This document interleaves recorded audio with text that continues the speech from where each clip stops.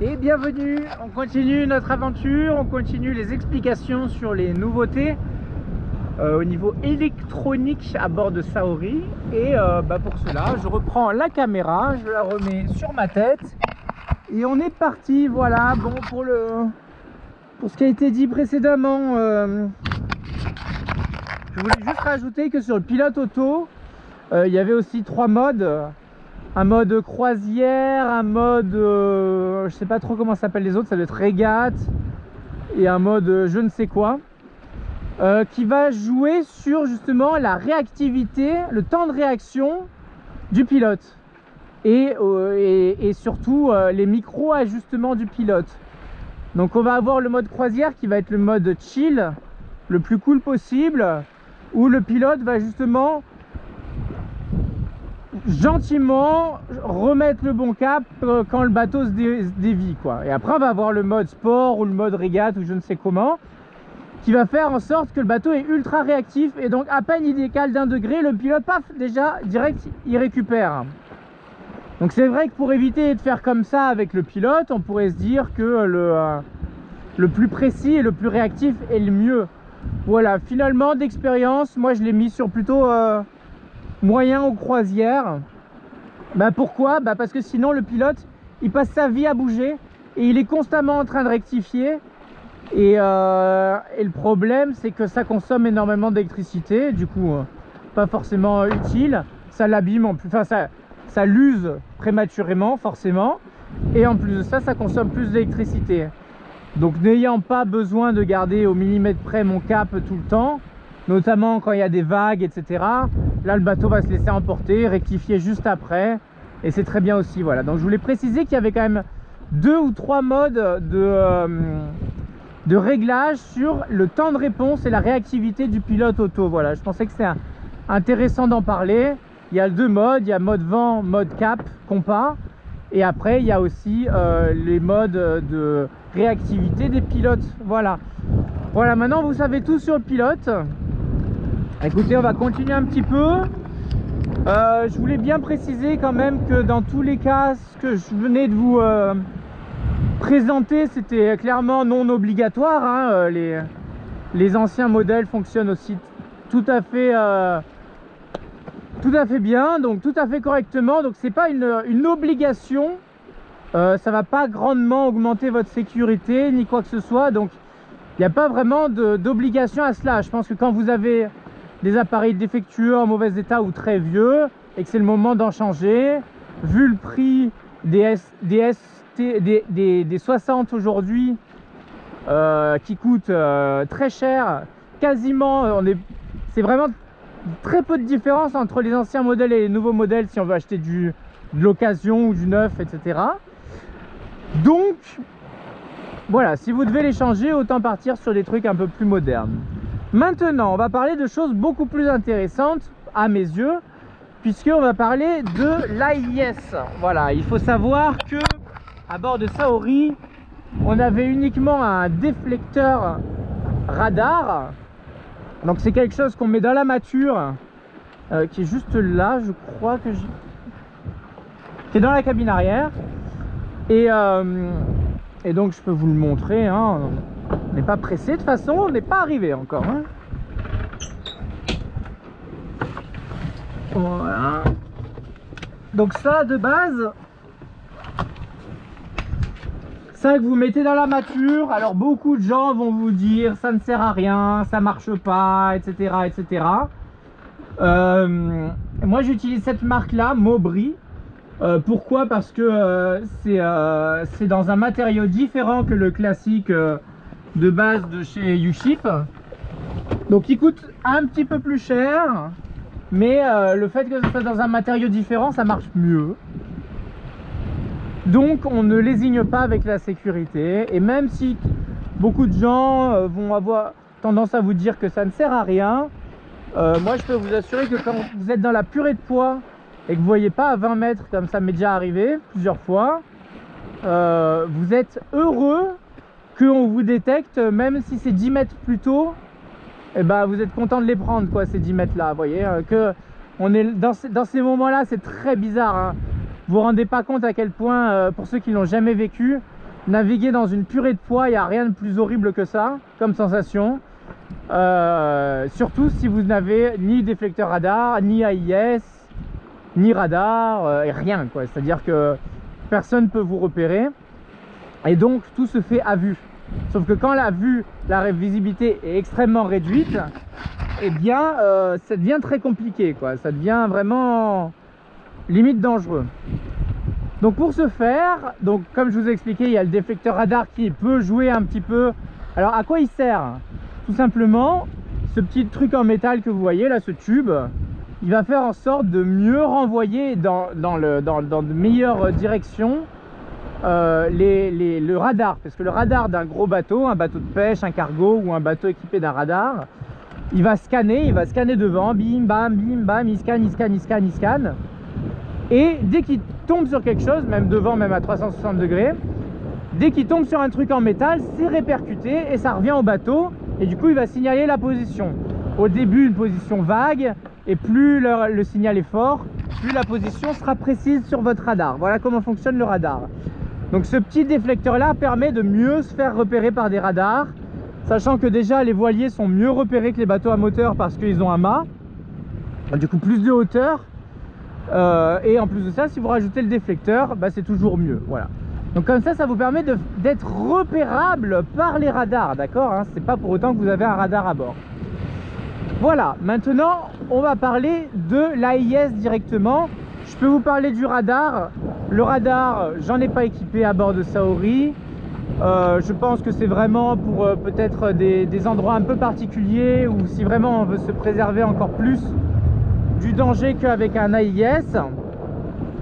Je pense que petit à petit ça devient de moins en moins, de plus en plus dispensable. Je pense que l'AIS remplace petit à petit le radar, même si il faut bien comprendre que les deux sont complémentaires et qui n'ont rien à voir l'un avec l'autre. Voilà, donc c'est pour ça que je vais vous expliquer le fonctionnement de chaque truc. Le radar, comme je vous ai dit, vous avez un radome qui tourne là, qui tourne sur 360 degrés, protégé par une cloche, et qui sert notamment de promontoire à goéland, hein, donc à savoir que si vous avez un radar, vous allez vous retrouver avec un bateau couvert de fientes, parce que les goélands adorent se poser là-dessus. Voilà, et donc ce radar, il va permettre de scanner autour de vous, et dès que vous avez un objet dur, qui plus est métallique, qui est quelque part au-dessus de l'eau, sur la surface de l'eau, ça va être scanné, répercuté, et vous allez le retrouver sur un petit écran. Donc il vous faut votre petit écran à radar. Donc vous avez le système radar dans la mâture, qui est souvent au niveau des barres de flèche à l'avant, pour pas être gêné par le génois. Et vous avez un petit écran qui répercute les informations. Voilà. Et ça, pareil, ça consomme de l'électricité constamment parce que ça tourne en permanence. Et donc, et ça a tendance à consommer beaucoup d'électricité également. Du coup, et évidemment, c'est fiable, mais pas non plus à 100%. Rien n'est fiable à 100%, mais le radar reste quand même peut-être le système le plus fiable, je dirais, puisqu'il scanne. Et donc, il est censé vous donner à peu près tout ce qu'il y a devant vous et autour de vous, de assez solide et assez dangereux, quoi.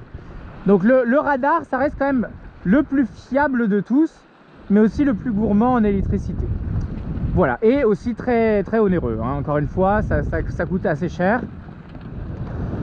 Donc voilà, après existe également l'AIS. Alors l'AIS, c'est quelque chose de beaucoup plus moderne, beaucoup plus pratique, beaucoup plus intéressant, mais évidemment pas équipé sur tous les bateaux, hein. Tous les bateaux n'ont pas de radar et tous les bateaux n'ont pas d'AIS. Prenez par exemple Saori qui pendant 6 ans n'a pas eu ni d'AIS, ni de radar, ni quoi que ce soit, et qui était irrepérable sur les écrans des bateaux.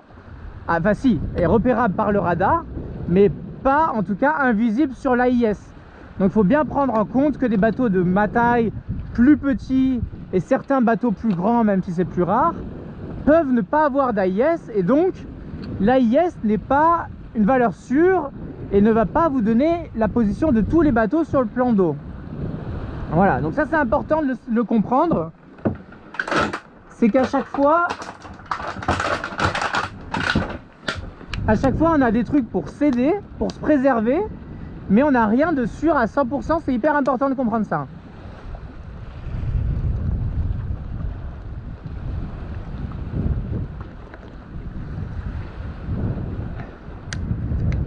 Du coup, à quoi sert l'AIS? L'AIS, c'est un petit boîtier qui est dans votre bateau. À savoir que déjà, il y a deux types d'AIS. Il y a les AIS émetteurs-récepteurs, ça c'est sûr. Et après, il y a les AIS récepteurs. Voilà, c'est ça.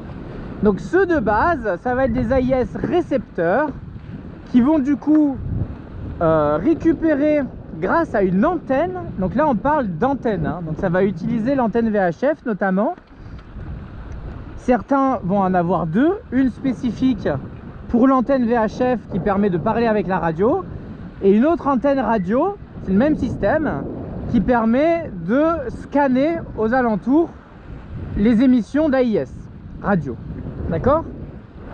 Donc le radar, c'est vraiment mécanique, c'est un système qui part et qui revient, système de radar comme les serpents, les requins, quoi, et comme le sondeur. Ça part, ça tape sur quelque chose, et dès que ça tape sur quelque chose, ça revient. Voilà, classique de tous les radars du monde. Voilà, l'AIS c'est autre chose. L'AIS, vous allez avoir des émetteurs-récepteurs. On va partir de ce principe-là. Moi, à bord de Saori, j'ai un émetteur-récepteur. Donc ça veut dire que j'émets ma position et que je reçois la position des autres. C'est important.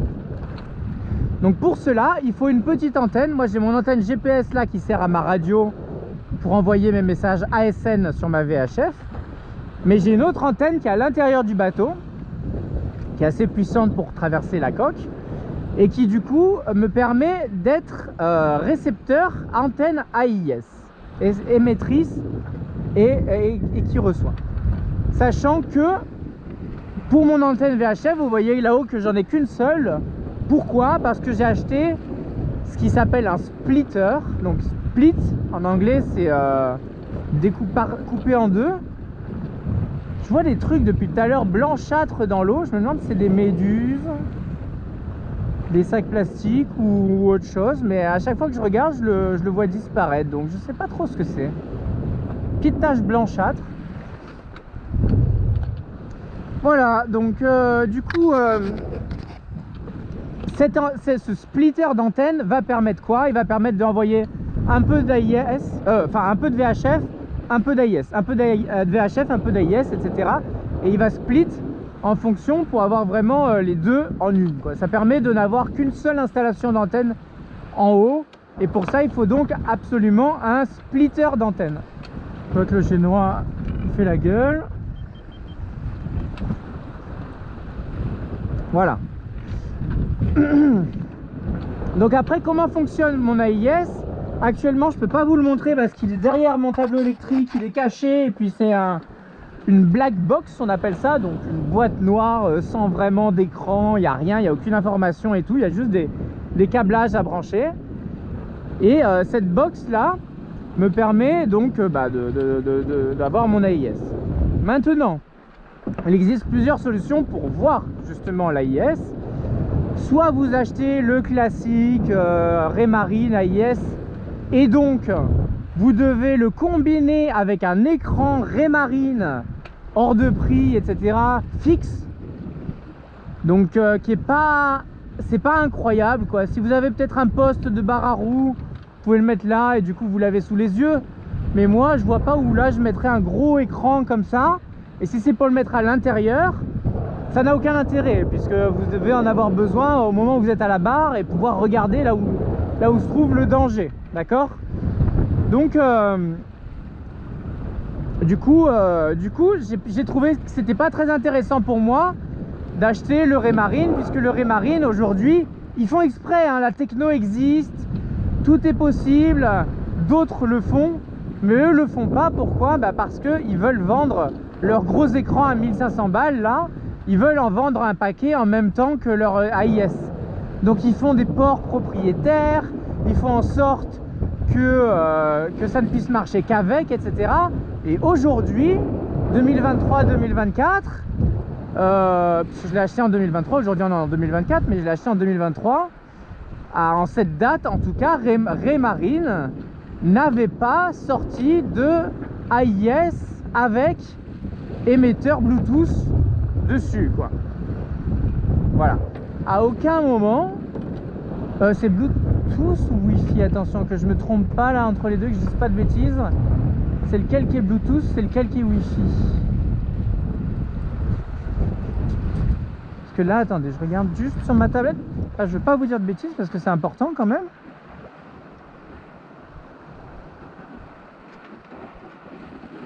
Parce que là, depuis tout à l'heure, je vois les bateaux et je suis en Wi-Fi et je suis pas en Bluetooth. Donc c'est bien. C'est bien Wi-Fi, donc c'est bien en Wi-Fi que ça communique. Alors, donc cette box là, soit elle est reliée à votre écran Raymarine, soit vous en prenez une qui permet de communiquer en Wi-Fi à votre bateau, enfin avec les autres instruments. Donc moi, qu'est-ce que j'ai fait? Déjà, comme vous avez pu le voir sur mon écran ici, si je fais ça, j'ai là, vous voyez, c'est le rond des 1000 et le rond des 2000. Donc là, ça veut dire que 2000 à la ronde, je n'ai pas de bateau autour de moi. Hop. Et vous voyez qu'il n'est pas là. Il n'est pas connecté. Alors que sur ma tablette, il est connecté. Ouais, c'est bon, c'est bien bon. Je vérifie juste pas vous dire de bêtises, ouais, c'est bon. Donc vous voyez que là, je peux l'avoir sur mon petit écran. C'est relié directement par câble cette fois. Et je vais avoir, et ça c'est super pratique, c'est d'ailleurs pour ça que j'ai acheté cet écran là et que j'ai pas juste changé avec l'ancien modèle en reprenant la même chose. C'est parce que là, en un clic, paf, je peux avoir tous les bateaux qui émettent de l'AIS autour de moi. Attention. Donc maintenant, on est en 2024, il y a des obligations, hein, tous les bateaux professionnels, que ce soit pêche, transport, navette et compagnie, cargo et compagnie, ils ont tous l'obligation d'avoir un AIS émetteur à l'intérieur du bateau. Donc c'est bien pour ça que c'est intéressant. C'est parce que grâce à mon émetteur récepteur, d'une, les cargos me voient, les navettes qui passent pleine balle, etc., elles me voient, et moi, en plus de ça, je peux les voir. Qui plus est, tout l'intérêt de l'AIS, c'est comparé à un radar, c'est que le radar, vous avez un petit point sur la carte, alors que là, je peux très bien prendre le bateau qui me suit derrière, qui est... on le voit même pas, vous voyez, il est assez loin. Softy, donc j'ai le nom du bateau, je sais qu'il avance à 6 nœuds et il fait cap 130. Donc ça c'est incroyable, c'est-à-dire que vous avez la vitesse et le cap à 131 degrés à 6 nœuds 1. Donc ça veut dire que vous avez la vitesse et le cap des autres bateaux. Donc qu'est-ce que ça veut dire? Ça veut dire que vous pouvez très bien, sur votre carte, prolonger, vous tracez une ligne à 131 degrés en partant de son bateau, et vous voyez quand c'est qu'elle va vous couper. Et en plus de ça, à 6 nœuds, vous calculez en 1000, tac, tac, tac, tac, tac, avec votre compas, et vous savez que s'il avance à 6 nœuds, dans 1 heure, il sera 6000 plus loin que là où il est actuellement, sur sa route de 131 degrés. Donc c'est hyper pratique, ça veut dire que vous pouvez calculer toutes les routes de collision à des heures en avance. Et ça c'est incroyable quand vous passez un DST, donc un séparateur, une espèce de autoroute pour cargo. Bah vous êtes bien content de savoir le cargo dans quel sens il va, à quelle vitesse, et si vous allez pouvoir passer devant, derrière, etc. Donc c'est super pratique l'AIS pour ça. C'est parce qu'en plus de vous donner la position des bateaux, il va vous donner leur vitesse et leur cap, ce qui va vous permettre de calculer leur route, tout simplement. Et vice versa, c'est-à-dire que vous aussi, vous allez pouvoir... Je vois que la mer se lève un peu, le vent va rentrer bientôt.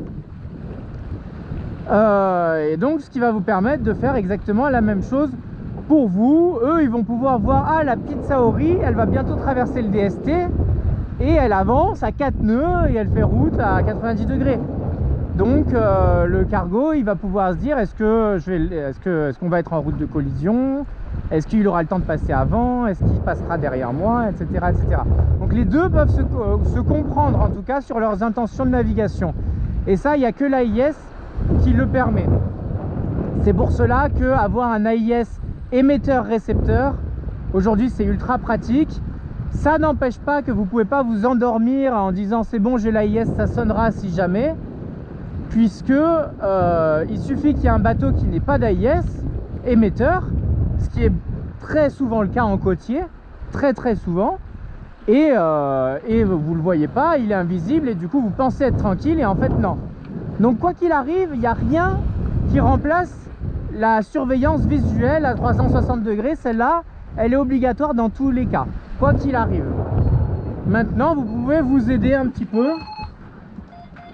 Vous pouvez vous aider un petit peu justement avec ces instruments-là qui sont quand même hyper pratiques. Voilà, en plus de ça, donc comme vous pouvez le voir, sur ma tablette, j'ai Navionics, le fameux Navionics, et si je vais dans menu, je vais dans appareil couplé, et là grâce au système de IP et tout, il faut rentrer une IP et tout, c'est quand même, il y a une petite programmation à faire au début, et je vois que j'ai mon AIS, appareil couplé, voilà, et donc je peux voir sur ma carte tous les bateaux aux alentours que je capte. Attention, ça reste de la radio, donc il y a une portée maximale qui est large, hein. Je capte des bateaux hyper loin, plus loin que ce que je ne les vois à l'œil nu par belle visibilité, donc franchement voilà. Mais il faut bien prendre en compte quand même que ça reste votre antenne qui va émettre, recevoir, donc déjà ça consomme de l'électricité, et en plus de ça il y a forcément une distance, une distance maximale, et vous n'allez pas capter tous les bateaux du monde non plus, ce n'est pas satellite.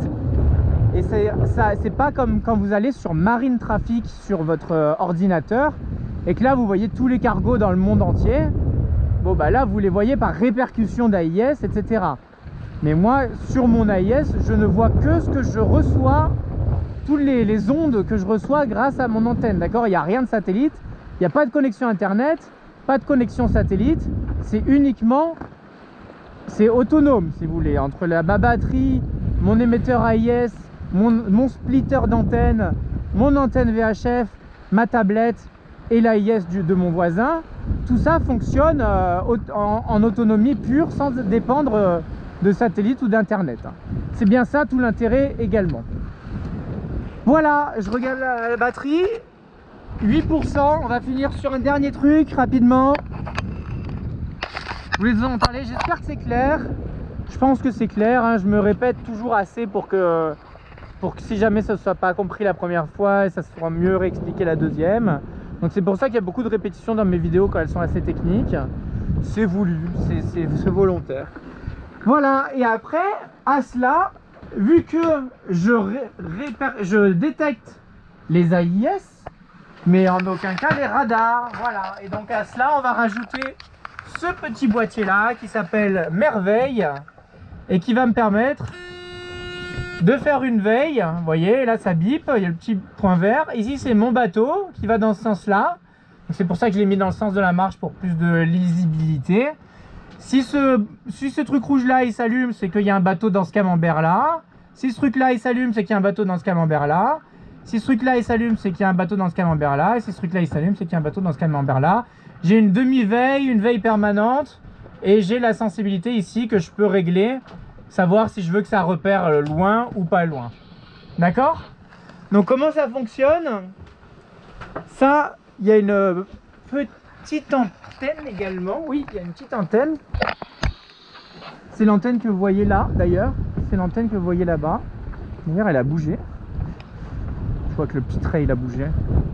Hop, voilà. Regarde-le. Donc, vous voyez qu'il y a un sens spécifique pour bien que ça délimite le bon quart, le bon camembert au bon endroit.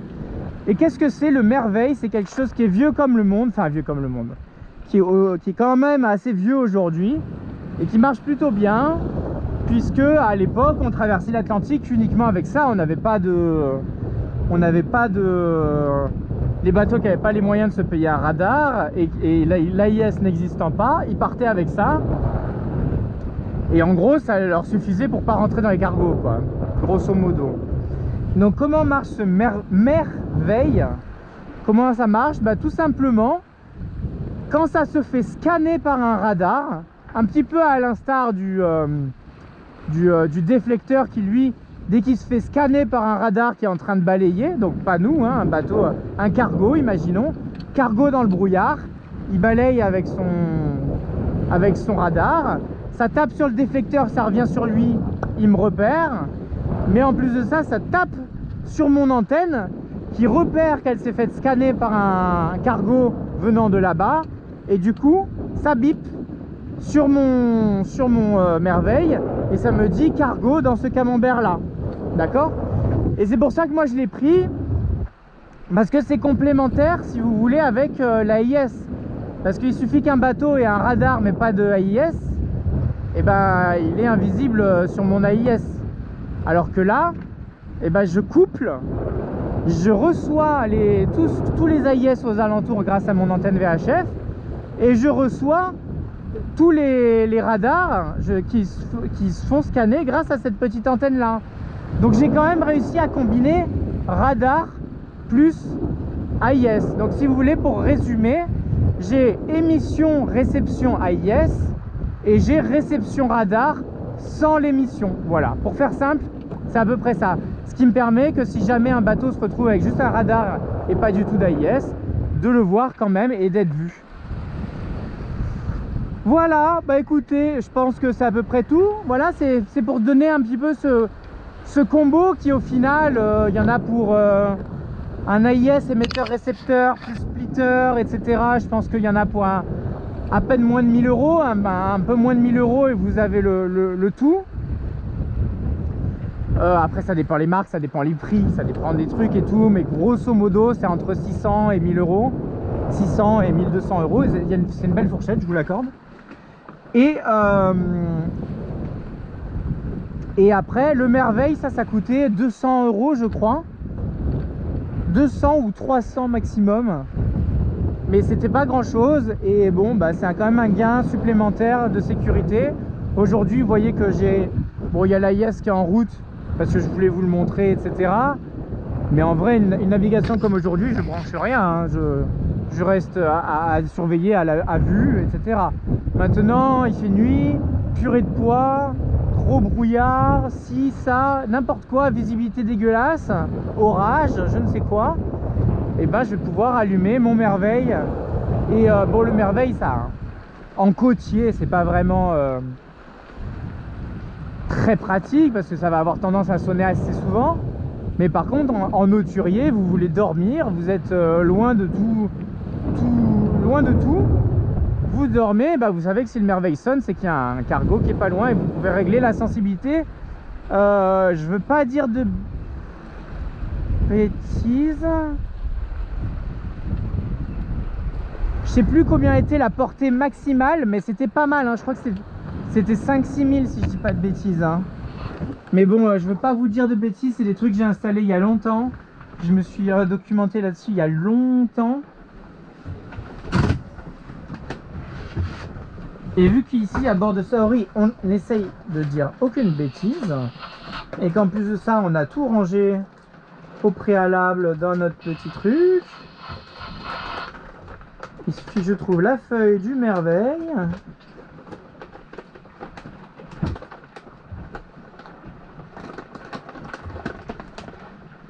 Airmar, c'est pas ça?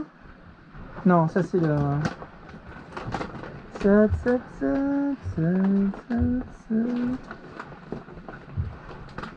Là non plus, bah alors il est où?